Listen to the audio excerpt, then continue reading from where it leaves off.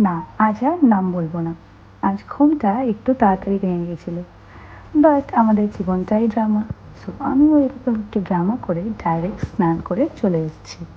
হালকা ফুলকা skin care, চুল বেঁধে টেরেসে এসে ফুল তোলা and my recent daily routine মন্দির যাওয়া।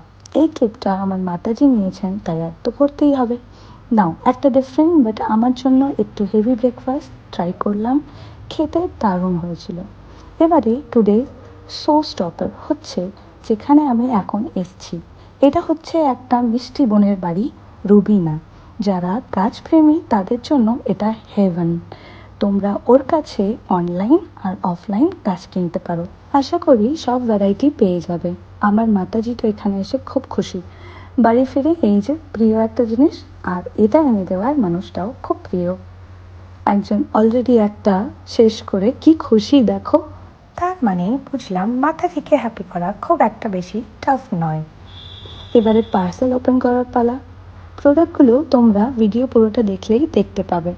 এই যে যুদ্ধ শুরু। এখানে আমি মিশো থেকে অর্ডার করা কিছু প্রোডাক্ট নিয়ে আমাদের এই ডাইনিং এরিয়াটাকে চেঞ্জ করেছি।